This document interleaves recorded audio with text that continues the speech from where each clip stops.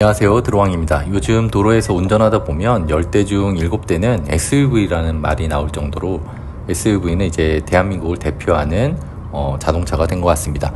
넓은 공간, 높은 시야, 그리고 왠지 모를 든든함까지 많은 사람들이 이런 장점 때문에 SUV를 선호하는 것 같습니다. 하지만 좁은 골목길과 또 좁은 주차장, 짧은 출퇴근 거리가 대부분인 우리나라에서 유독 큰 차에 대한 열망이 이렇게 뜨거운 이유는 한 번쯤 다시 생각해 볼 만한 부분이라고 생각이 들었습니다. 마치 시대의 흐름을 따르지 않으면 뒤처지는 것 같은 기분 때문에 많은 분들이 SUV를 당연한 선택지처럼 여기고 있는데요.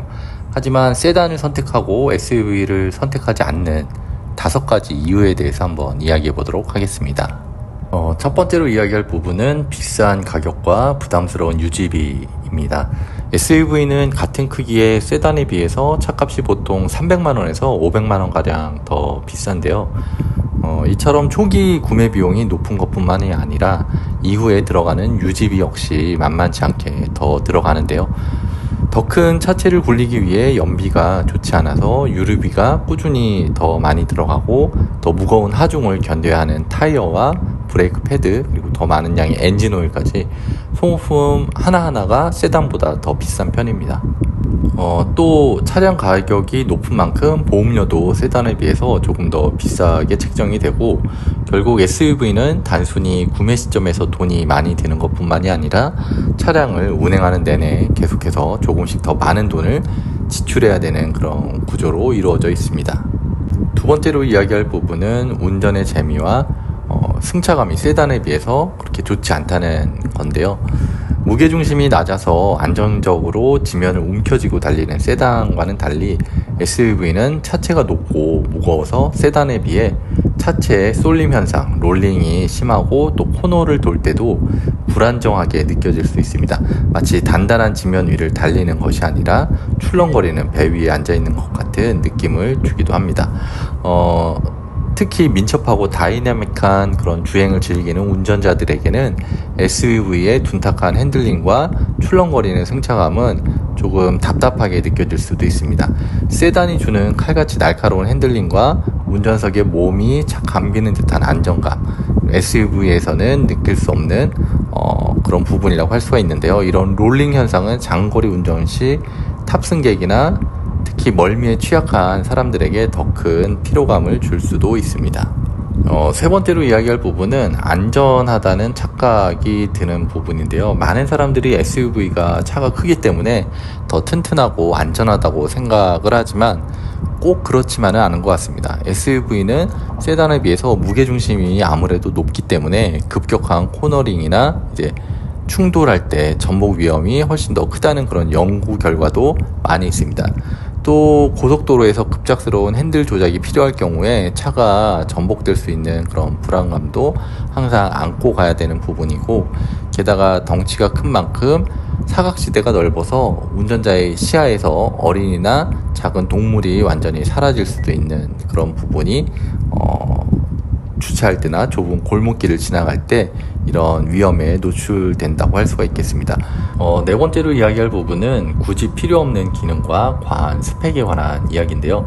많은 SUV에 탑재되는 이제 사륜구동 AWD 기능은 사실 오프로드 주행이 아니라면 일반적인 우리나라처럼 도로 환경이 좋은 국가에서는 거의 사용할 일이 없습니다. 눈이 많이 오는 일부 지역이 아니라면 대부분의 운전자는 거의 수십 년 동안 한 번도 이 기능을 제대로 사용하지도 않고 차를 폐차할 수도 있습니다.